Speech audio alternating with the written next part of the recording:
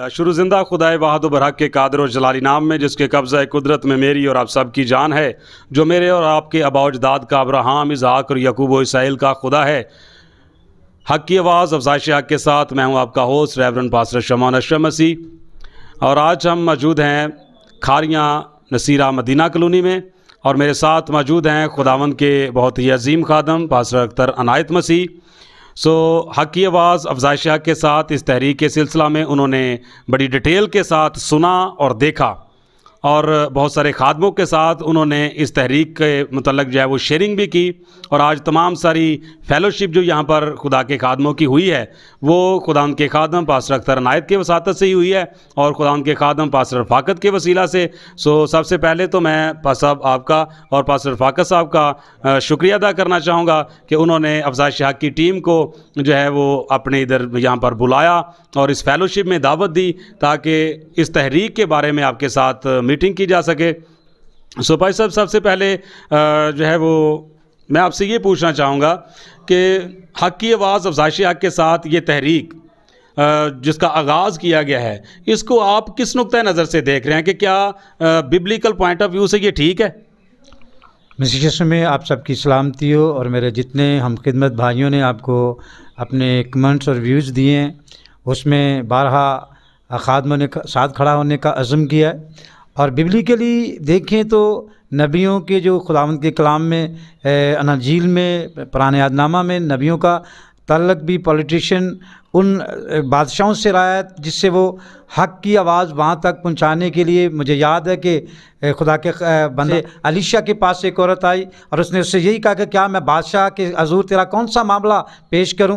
तो उसका अपना पर्सनली मामला था, लेकिन थोड़ा सा टच मैंने इसलिए दिया ताकि हम इस बात को जाने कि हमारे पॉलिटिशियन लोग और जितने रूहानी लोग हैं इस चीज़ का हिस्सा हैं। और मैं खुदावंद की शुक्रगुजारी को, ये अज़्म खुदा ने आपको दिया, और पॉलिटिशियन लोग और रूहानी लोग आपके साथ हैं। जी, बहुत शुक्रिया भाई साहब। और आखिर में अपने हम खिदमत भाइयों के लिए भी एक छोटा सा पैगाम जो है, जहाँ तक भी आपकी आवाज़ पहुँचे, मैं चाहूँगा कि अपने हम खिदमत भाइयों के लिए भी आप एक पैगाम दीजिएगा। जी, मेरे तमाम हम खिदमत भाइयों के लिए मेरा पैगाम यही है कि अफजाइश हक टीम के साथ और खुदा के खादम पास्टर शमौन जो इस अफजाइश हक के फाउंडर हैं, और जिस तरह उन्होंने एक अज़्म को लेकर आगे गए हैं, हम सब खादम का, जितने खादमीन हैं, सब का हक है कि इस अफजाइश हक आवाज़ को दुनिया की इंतहा तक इस आवाज़ को पहुँचाएँ, ताकि इस बुराई को, जो खुदा के कलाम को किसी गलत तरीके से इस्तेमाल जादूगर करते हैं, खुदावंद इन सब से, इन ख्यालात से हमारे तमाम उन लोगों को रहाई बख्शे जो इनके जंगल में फंसे हुए हैं, इनके बेड़ियों में फंसे हैं, खुदा उनको आज़ादी बख्शे। जी, बहुत शुक्रिया भाई साहब।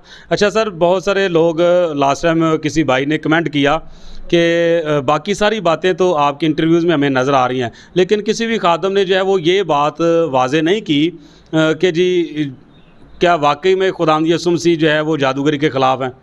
तो खैर, मैंने कमेंट उनको रिप्लाई तो किया था, मैंने उनसे कहा कि भाई आप ज़रा रिपीट करके देखें।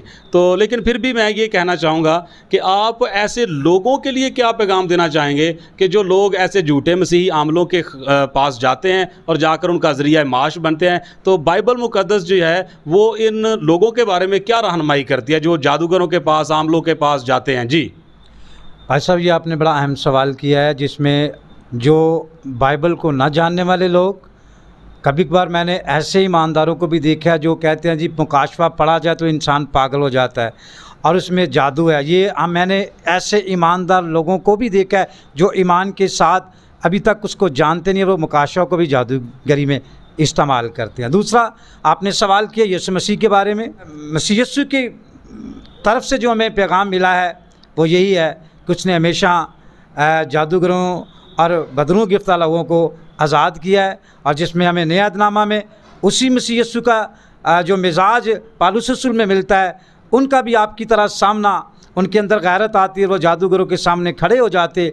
और लिखा है कि पालूस और पतरस के साथ भी इस तरह के उस वक़्त के जादूगर खड़े हो जाते जिन्होंने अपनी किताबें जलाईं, तौबा की। और आपका भी इज़्म यही है कि उनको टीस करना नहीं है, बल्कि वो भी एक मसीह घराना का हिस्सा है, लेकिन गुमराह लोग हैं।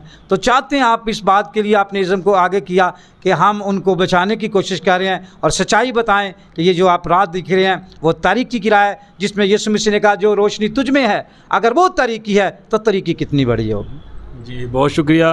तो मेरे अजीज़ों, प्यारे भाइयों, प्यारी बहनों, बड़े ही बाबरकत अल्फाजों में खुदावंद के खादम पास्टर अख्तर अनायत मसीह ने ऐसे लोगों को एक मैसेज दिया है जो इन झूठे मसीही आमलों के पास, जादूगरों के पास जाते हैं और जाकर उनका ज़रिया माश बनते हैं। सो तमाम ऐसे भाइयों और बहनों और बुज़ुर्गों से मैं गुजारिश करना चाहूँगा कि आप ऐसे लोगों के पास ना जाएं। खुदा का कलाम वाज़े तौर पर हमें ये सिखाता है कि खुदा जादूगरों के ख़िलाफ़ है।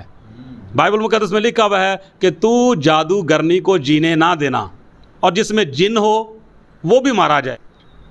ये वो लोग थे जो जिन के आशना लोग होते थे, जो स्पेशली चिलाकशी करके या तपस्याएं करके तो ख़ुद उनको अपने ऊपर हैवी करते और उनकी हाज़रियाँ होती और जिन उनमें हाज़िर होते। ऐसे लोगों के बारे में खुदा ने कहा कि इनको मार दिया जाए।